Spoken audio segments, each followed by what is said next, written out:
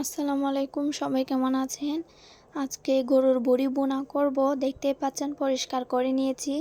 চুলায় একটা পাতিল বসিয়ে দিয়ে দিব পরিমাণ মতো তেল, পেঁয়াজ কুচি পরিমাণ মতো, একটু নেড়ে চেড়ে রসুন বাটা 1 চামচ, আদা বাটা 1 চামচ দিয়ে একটু নেড়ে চেড়ে দিয়ে দিব মরিচ ফালা করা।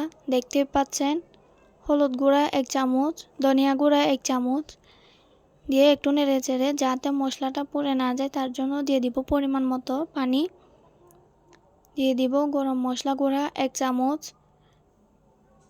রাঁধুনি মাংসের মশলা দিয়ে দিব 1 চামচ দিয়ে একটু নেড়ে চেড়ে কিছুক্ষণ কষিয়ে নিব তেলটা বেশ ওঠা পর্যন্ত। তেলটা বেশ উঠলে এই পর্যায়ে দিয়ে দিব পরিষ্কার করে রাখা বড়ি। দেখতেই পাচ্ছেন একটু নেড়ে চেড়ে দিয়ে দিব পরিমাণ মতো লবণ দিয়ে একটু নেড়ে চেড়ে নিলাম, কিছুক্ষণ কষিয়ে নিব।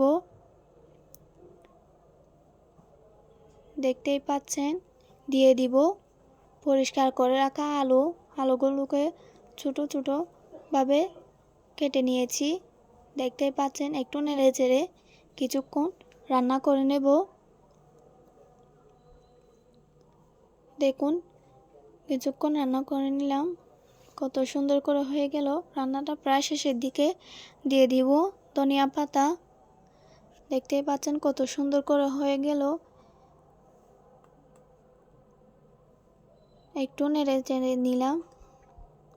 এত সুন্দর করে যদি বাসায় রান্না করতে পারি, কেন রেস্টুরেন্টে গিয়ে কিনে খাবো? অনেকেই আছে বাসায় ঝামেলা করতে চায় না। দেখুন কত সুন্দর করে হয়ে গেল। ভিডিওটি ভালো লাগলে অবশ্যই চ্যানেলটি সাবস্ক্রাইব করবেন।